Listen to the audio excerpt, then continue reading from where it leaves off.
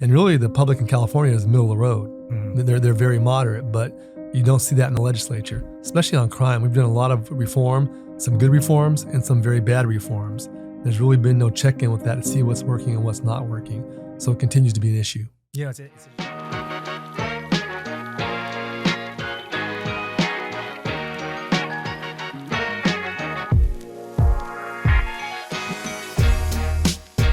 Hello and welcome again to another episode of Sacktown Talks. Today we're glad to be joined by Sheriff-Elect Jim Cooper, Assemblyman Jim Cooper. How's it going, Jim? Thanks for joining us. It's going great. Thanks for having me. Hey, glad to have you. I've been a busy week here. You just had a big victory last Tuesday. Can you kind of tell us about the win and kind of, what's going on right now? Well, we're up 10 points and 21,000 votes, and it should get finalized probably late next week at the latest. Mm-hmm. They're counting 127,000 votes still. Wow, that's amazing. Sacramento County, that's still Still that many votes to count. People send them in late. Yeah, exactly. It was like 10 years ago. Remember, like we used to know the results like right away, and now it takes so long. It's crazy. It's I wouldn't say frustrating, but it just kind of drags on and prolongs things. Right.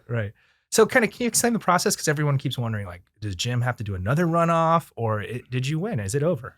It's over. It's over once it's certified and done, and we should get that certification or that reckoning next week. Mm-hmm. And then when would you officially take over as not till January? Not till January. And my intent is to fill out my remaining term in the legislature. Okay, so you don't take over as sheriff until January 1, so you can still finish your entire assembly term this year. Then, right? Yeah, it was a hard decision to make. I'm leaving 4 years on the table in the assembly, and I love the legislature, but with the sheriff's department right now, they've got a lot of issues, and it's a good time for a leadership change. So it was a matter of timing. Otherwise, I'd originally planned on finishing all 12 years. Right. And, you started in the sheriff's department, right? And, how many years did you work there for? 30 years. Retired as a Wow. captain, spent 10 years in narcotics and gangs, worked undercover, bought a lot of drugs undercover. So Right.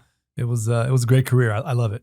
Yeah. And then, you were mayor of Elk Grove. And then you ran for sheriff, 12 years 12 ago? years ago in 10 and lost by less than 1%. That's crazy. But then it kind of gave you the path to be the assemblyman. Yeah. And actually, that was a good thing. And it's good to lose because you know what it tastes like. Right. And also coming here to the assembly, as you said, it was a great learning experience. I think I grew in the assembly and developed a lot of relationships. That's kind of what I want to ask you is like, those, years you've now spent as an assemblyman, how is that going to help you as Sac Sheriff? I think it'd be a better person. And especially in the legislature, you talk to everybody on both sides of the issue and just sitting down and listening and really developing relationships. And then probably the most important thing, it's about compromise. You don't have to get all. There's that middle ground. Mm-hmm. And that's one of the reasons I'm a mod. I'm a middle of the road person. Right. So we're coming off, a decade of Scott Jones, super conservative. Right. Kind of what were you hearing out there on the campaign trail? What did voters care about, in the sheriff's race this year? They just wanted transparency. They know law enforcement's a tough job, but they want things to be transparent. And, they wanted a change. They're tired of the lawsuits, the vitriol, the rhetoric, and they just wanted to get things back to normal. And hopefully we'll do that. Yeah. In the news, especially the last 2 years, what we hear a lot about it is increase in crimes, especially in the Bay Area, but we're seeing it here too. Kind of, are you hearing any concern from voters on increase of crime here in the county? Well, up until the economy took a dive, the number one issue was homelessness, and there's some crime mixed in there, and crime was number two. Mm-hmm. So it's people are very concerned about it. People don't want to go out sometimes. They're worried, and it shouldn't be that way. You should be able to enjoy Sacramento. Sacramento's a safe place, but crime is on the uptick, violent crime and theft. Yeah, and you've been here for 8 years. Kind of, what do you attribute, kind of on the political side? Why are we seeing this rise in crime here? I think a portion of it is from the legislature and a lot of soft on crime legislation that's happened, and the folks out there, the bad guys, and they know there's kind of an air of invincibility amongst them that you're not going to get in trouble and not be held accountable. So we see a lot of folks carrying guns these days, a lot of gun violence. We had a bill the other day. They wanted to go ahead, and it's a new law that's winding its way through the legislature to make ghost guns, a crime. And I got up on the floor and spoke about it. I said, I applaud the author for introducing the bill, but the bill's a misdemeanor. So think about this. That's the same as vandalizing, breaking someone's window, doing a lawn job, spray painting graffiti. No one's going to jail for a misdemeanor. No one's getting booked in jail for a misdemeanor. Right. So if you want to have an impact, make possession of a non-serialized gun with no serial number a felony and not a misdemeanor. Yeah, and there seems to be a general reluctance to create new felonies, right? Like, I don't even know when the last one was created. Do you? No, it's been a long time, and it's just like I said, it's not the way the public sees things. And really, the public in California is middle of the road. Mhm. They're very moderate, but you don't see that in the legislature, especially on crime. We've done a lot of reform, some good reforms, and some very bad reforms. There's really been no check-in with that to see what's working and what's not working. So it continues to be an issue. It's interesting. We had this wave of kind of more liberal prosecutors and district attorneys, and now we've kind of seen a backlash from that, especially in San Francisco, where you saw the recall of the DA there. We're seeing the voters definitely want safety, right? Public safety. Kind of like, how do we go back? How do we create that accountability to kind of, get ourselves in check? And that's really the big thing. People want accountability to make sure that folks are doing what they should be doing. And in the era of these reforms, folks knew they weren't going to go to jail or prison behind things. And that's the mentality right now. And we've got to change that mentality. And it's not about, locking everybody up, but holding folks accountable. If you break the law, you're going to be held accountable for that. And it's important with that. Yeah, and it's kind of like this frustration we see here, especially downtown with the homelessness. There just seems like a general apathy from the law enforcement because they feel they can't do anything because there's no space in the jail, or it's a misdemeanor, so the guy will just be out later that day. Kind of, how do we solve this problem where we can start creating accountability and start cleaning kind of the mess up around here? Sure. Well, being homeless is not a crime, but you still can enforce the laws in those homeless camps. There's a lot of crime going on, a lot of drug dealing, a lot of theft. You look at homeless on homeless murders. There's probably been about 9 in Sacramento, and a lot of violence there. So law enforcement can still enforce that, and in a lot of cases they don't do that, and they can't be afraid of that, of the repercussions. They got to go out and enforce that. And you think about this: in California, we've got about 53,000 people in California on parole, and about 10,000 are transient. They don't have a home. Some legitimately, and some just don't want their place of residence searched by parole officers or law enforcement officers. And in Sacramento County, about 370 are declared homeless. So you're on parole from state prison, so you were in prison for something very serious, more than likely violent, and there's no way that a parole officer can check in on you because they don't know where you are, right, to try and figure out if you're complying with your terms and conditions. And we had a murder of Kate Tibbitts in South Lamb Park. Lamb Park. She was murdered by a homeless parolee. And that just doesn't sit well with me. So I ran a bill this year, and that bill said, if you're a parolee and you're homeless, we're going to put you on an ankle bracelet monitoring, so that way your parole officer at least knows where you are and where you've been. And then if you ever acquire housing, we're going to take it off. So it kind of makes sense. We aren't criminalizing it. We just want to make sure that you're doing and you are where you should be. And that bill died in public safety with only 2 votes. It was, I believe, 2-5. So kind of, why does just a simple bill like that, you think something that's good policy, definitely enhances public safety, why can't that get the votes? Just the atmosphere of the legislature right now. And that's being honest about it. And that really makes sense. To me, it doesn't infringe on anyone's rights. Mm-hmm. Like I said, we want to get you in housing, but we want to make sure you're in compliance. And that was a tragic case. That woman, her brother came and testified at the hearing. Her friend came and testified. She was raped, murdered, her house set on fire, and her 2 dogs killed. That's a horrible person, right, that did that. And the DA is seeking the death penalty in that case. But yet, we've had a number of other crimes committed by homeless parolees. The individual in Rancho Cordova, the woman that was raped and killed, he was on probation. So, crime is a big issue, and there's a correlation with homelessness. Not everyone, but some folks out there. Right. We've had a lot of, inmates released from prison. We had an overcrowding issue. We've released a lot. Then we had COVID and released even more. Kind of, what's the vetting process in letting these people out, knowing if they're ready or not to join society? Pretty much they're letting everybody out. They're releasing about 100 lifers a month and have been for the past 2 years. And the amount of credits they get, because credits in prison, because you were doing good things, trying to improve yourself. And pretty much now, everyone gets credits. It doesn't matter whether you're attending programs or not. And what's troubling is you'll have folks that are released from prison that they want you to attend anger, part of your conditions, attend anger management, substance abuse classes, and they don't attend those, and yet they don't violate them. And it's tough. You want to make sure these folks are going to be out there, but you want to make sure they get the necessary classes that they need to help them change their behavior. They're not attending, and there's no repercussions behind that. Right, because there's, I guess, nowhere to put them if they do, right? Well, there's a place to put them. They just don't want to do it. They don't want any accountability. They know that because they don't get violated. Interesting. It used to be like a belief that like the only inmates that were being released were just nonviolent. They did kind of some petty crime, but here we are seeing, people with violent histories being released. Kind of, when would that shift happen? Why are these people, as you're saying, lifers being released? Well, that's kind of a misnomer to talk about nonviolent inmates. And you always hear that, hey, we're releasing nonviolent offenders. So right now, today in California, these crimes are considered nonviolent. They're felonies, of course, but they're considered nonviolent crimes. Drive-by shooting, hate crimes, domestic violence, drugging and raping a woman, raping somebody developmentally disabled, human trafficking of a child, assault with a deadly weapon if I stab you or beat you with a baseball bat or a golf club and seriously injure you. Those are nonviolent crimes you're out early. Wow. The shooting on K Street, Smiley Martin, Right. He went to prison for assault with a deadly weapon and domestic violence. He drug his girlfriend out of the house by her hair and beat her with a belt and drug her into a car. Those are serious felonies. Right. And yet, because they're considered nonviolent in California, he was released early. And that's troublesome. So I ran a ballot initiative in 2020, Prop 20, that addressed that issue. It didn't pass. I've run multiple bills to try and get the law changed. Because when you ask the average person, should these crimes be considered violent crimes, they resoundingly say yes. But yet you can't get those changed in the legislature. Yeah. And it's been tried about 12 times over the last 20 years to no avail.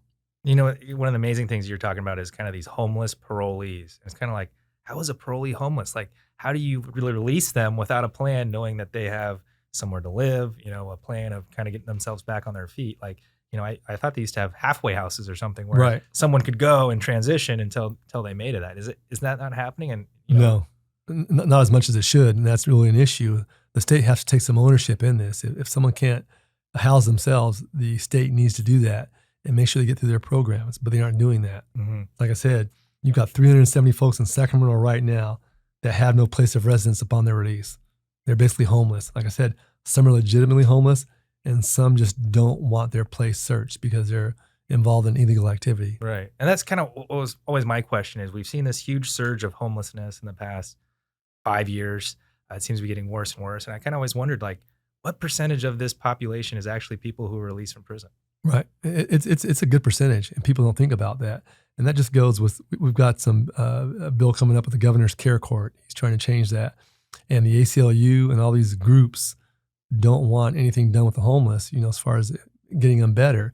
And their idea of freedom is someone out there walking down the street with no clothes on, eating out of a trash can in 30-degree weather. And they're okay with that instead of being the adult in the room and helping our most gravely disabled who can't care for themselves get some help. Right. And jail's not the place, because in jail, folks go there, they get cleaned up, they get fed, and they get on medication, and some are able to function again. But they don't belong in jail, they belong on something else. And these folks are opposing the bill, and they're a bunch of morons. Complete morons, because, like I said, it's gotten worse. We spent $15 billion, and it's housing the part, but you also have to deal with mental illness and substance abuse. And on that mental illness part, there are some folks that, it's just been troubling, and it's tough to fix. So, someone's got to be responsible. The governor's starting that, but we need to go a lot further. Right. It's kind of amazing is, we have this huge budget surplus, nearly $100 billion, kind of like, you think you could solve a big issue around here, something kind of a lot of the stuff you're talking about. Kind of anything in the works, budget-wise, that you're seeing that could help solve some of these issues? I think the care court helps, and really focus on, like I said, housing's important, but like I said, you need to get their mind right and deal with the mental illness portion and substance abuse. It is hard getting off drugs if you have a job and a roof over your head, let alone if you're homeless. And that's the toughest part about that. And drugs have been decriminalized, and it's still a problem. It's still an issue. And people don't realize that. I get it, but having spent 10 years in narcotics and 30 years as a cop, a lot of domestic violence situations involve alcohol and or drugs, a lot of child abuse, same thing, alcohol and or drugs, and a lot of crime involves drugs. So there's really nothing good about drugs. It impacts our societies on a number of levels, and also the theft issue too. Mm-hmm. They're ironing out the final details of the budget. Anything that you're kind of looking at that, is going to benefit Sacramento County or your district? I think a couple of things. Number one is ICAC, Internet Crimes Against Children, child pornography. For 25 years now, it's always been $1 million a year split amongst 5 task forces. So they got $200,000 each. And now I was able to get ongoing funding for that in the amount of $5 million. So that I'm happy about that. Sacramento's had a lot of sideshows where folks shut down the freeways and do donuts and spin outs. Now there's money for that statewide. So we're getting some things that really impact our community. Amongst other things, there's a lot of different bills in there that do different things. Right. So we're coming up to legislative recess. You've moved a majority of your bills to the Senate. Kind of what's your legislative package looking like right now, and kind of what bills are you excited to see get to the governor's desk? God, we've got a host of bills that are headed to the governor's desk. I don't have a favorite. I like them all. I don't love them all because in this place, as soon as you fall in love with your bill, they will hold you hostage and kill your bill. So I like them, and it's just it's a variety of bills that do a lot of different things. So I can't really point to one favorite. Yeah. I think sometimes it's weird because you play defense a lot because you're trying to amend bad bills or kill bad bills for that matter that really impact the public and public safety. And that's been my issue is women and children and dealing with folks involved in sex crimes. So I really play a lot more defense than offense. Yeah.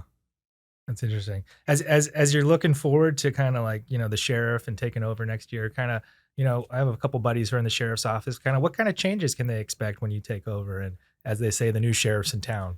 I think transparency, number one. They're just now getting around to body cameras. They should have had body cameras a long time ago. Look at all the police departments in the region. They've had body cameras for years. Oh, wow. And it really helps the public, number one. It tells the story for the most part, and it helps the officer. So it benefits everyone all the way around. That's important. The inspector general, because the public wants transparency, that inspector general did a neutral investigation. It was an unbiased investigation in the instance of the sheriff's department. Because he wrote a report the sheriff didn't like, the sheriff fired him. So how do you maintain public trust when that happens? That's not okay.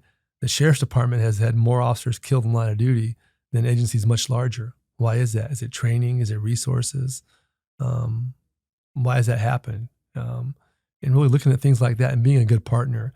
There's a problem when you have members of the board of supervisors tell me the only time they see the sheriff is when he's over at the budget hearings. There's no relationship with him.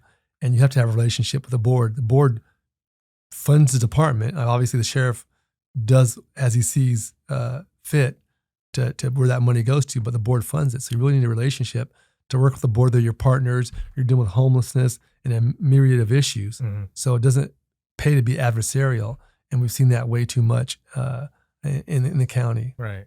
That's kind of cool. As you're talking about your experience in the assembly, how can it help you, be sheriff? And it's kind of, you've learned the political process, you've learned how to be political. I guess another aspect is being sheriff, and then working with the legislature, kind of with what kind of what can we look forward to you kind of like using your role as sheriff to kind of work with the legislature still and kind of implement some of the things you're seeing? Well, number one, I'll be down here testifying. In my 8 years here, no one from the Sheriff's Department management has ever come down and testified in a hearing. And there's been a tremendous amount of bills during that time that impacted law enforcement. And yet they were just 2 miles away, but they never saw fit to come down here and weigh in on those issues. So you'll see me down here really be engaged, working with the governor's office and the members of both houses and, trying to make Sacramento safer and California safer and weighing in because law enforcement, it is a specialty and a lot of it's based on knowledge on what's going on. So it's really conveying that knowledge and trying to make things better. It's kind of amazing that, you've been in here for 8 years. It seems like it's gone by so fast. And kind of what are some of your kind of more proud achievements you've done over the past 8 years that you've been able to kind of implement here in the legislature? Just legislation. I'll tell you, making legislation that was to me harmful, making it better, taking amendments. That's probably, folks don't realize that because, when bills are first introduced, they get amended along the way, and sometimes you make some really horrible bills palatable, and probably more with that on a whole host of bills that we've just weighed in and talked about, Right. and tried to fix, really, that I think did the public injustice, and that's what it comes down to. Yeah, you've been one of the steadfast law enforcement officers, kind of on the Democratic side, something you don't see a lot up here in the legislature. True. They're probably going to miss your presence, but as you said, you've been one of the more moderate members, and you've been able to kind of implement your wisdom where you see fit. As you're looking ahead, here in 2020, what is it, 3, as you'll be gone, kind of, are they going to miss that? Are they going to miss your voice? And who do you see taking over that role? I don't know, because there's not anyone right now, and the thing is, on some of these issues, and a lot of it happens, because everything passes public safety. It's a fight on the floor, where you've actually gone on the floor and given a speech that resonates with fellow members, and actually can kill a bill that way. And I've done that on a number of occasions, and just using my expertise and knowledge and having members listen to me. So I think that is going to be missed. Yeah, and it's unfortunate. No, definitely. Well, it's been a pleasure having you here the past 8 years. Looking forward to what you're going to do as sheriff, and thank you so much for stopping by, Jim. Thanks for having me. I appreciate it. Great. Well, congratulations. Good seeing you, and we'll catch up later. All right. Sounds good. Thanks, Jim.